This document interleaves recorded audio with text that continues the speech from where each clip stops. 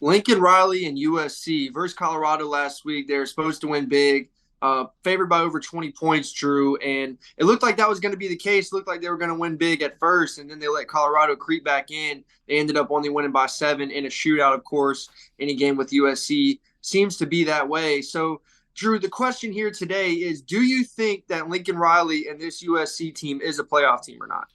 Yeah, Aiden. Any Lincoln Riley team's always going to have an offense that's capable of going to the playoffs. We all know this. We've seen this even back when he was at Oklahoma. He's going to have a Heisman candidate at quarterback. He's going to have an offense that's going to go down the field and score at will and put up 40 and 50 points a game, and that's just almost a guarantee in every single game that Lincoln Riley coaches in. It's also a guarantee that Lincoln Riley's never going to have a defense. I've never seen a guy willfully neglect a defense so much to the point where it would drive me crazy as a USC fan or an Oklahoma fan when he was there, to watch your team constantly have the offense capable of winning a national championship, but the defense is always so far overlooked. You just know you have no chance when you play an elite level team that can match you, stride for stride on offense. And looking at this USC Colorado game, like you said, USC came out firing on all cylinders. They looked exactly like a Lincoln Riley offense. They're going down the field, they're scoring points, they're scoring fast. Caleb Williams looks like the greatest quarterback ever. And then the second half rolls around, and this is what happens when you neglect a defense. There is going to be a time, no matter how talented your offense is, where you're not going to be able to put up and go down the field at will every single time. There's going to be moments where your offense sputters a little bit. You got to have a defense that can make some stops. And these aren't stops where I'm talking like you got to get off the field and prevent teams from scoring, touchdowns. I mean, if you can just get off the field and just hold off like to a field goal with that kind of offense, you're going to be fine. Lincoln Riley's never had a defense that can do that. And I can get more and more into it, but I mean, simple. This is just me telling the truth how it is. I can't make it more simple than this. USC has the capability of making the playoffs. We've seen Lincoln Riley go to the playoffs time and time again. We've also seen time and time again of him getting bounced in the first round because of no defense, because the other team can match him offensively. So until USC and Lincoln Riley decides they want to take defense a little more serious, they'll be a playoff team, but they're not going to be much more than that. They'll never be much more than that.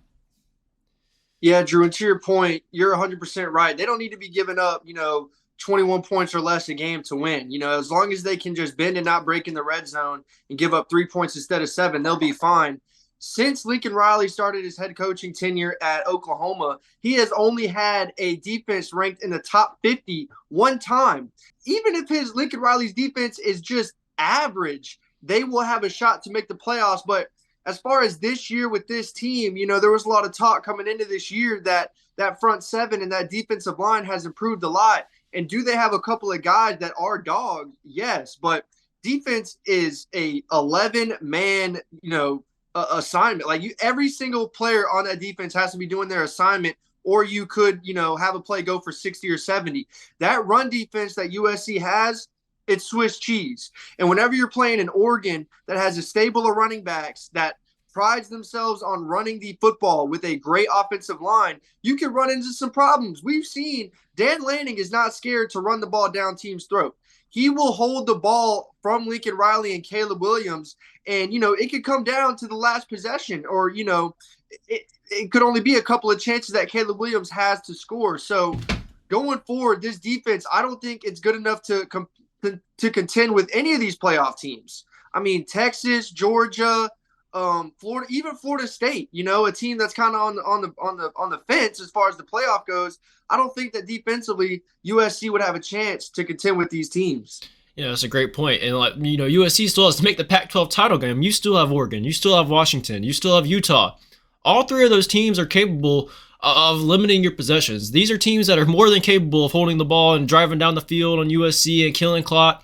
What happens when one of those teams does that and your offense has one of those moments where it sputters? Because it's going to. It doesn't matter how good your offense is. It doesn't matter how good your quarterback is. You're not going to be able to score every time you touch the ball. That's just not going to happen. So what happens when Oregon, for example, is running down your throat and you can't get a touchdown?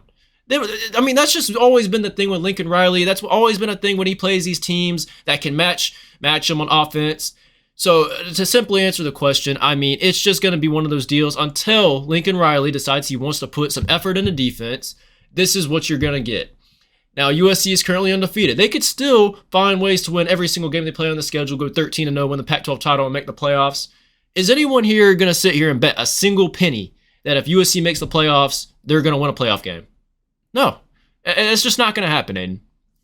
Yeah, Drew, one last thing to your point. They're undefeated right now. In this Pac-12 conference, everybody's been talking about it. It could even be better than the SEC this year, as far as true competitors go for the playoffs. But it's going to be a gauntlet for this team. Like you mentioned, they have a Notre Dame non-conference game, and then Oregon, Washington, and Utah. That's going to be a tough slate of games. I don't think that they can come out of those all those games unscathed. I don't know if any team in the Pac-12 will come out unscathed this year because of the talent in that conference. Well, that's going to wrap it up for this video, guys. As always, please leave a thumbs up, subscribe, and hit the notification bell, and let us know down below in the comment section. What is it with Lincoln Riley? What is it that he just always decides that he just never wants to put any effort in defense? Why does he always want to come out and put together these historically great offenses on the field, but never want to focus on the other side of the ball? Someone might know the answer, because I don't. I simply don't know. You can explain it to me in the comment section down below. That's going to be it for this video, guys. We'll see you in the next one.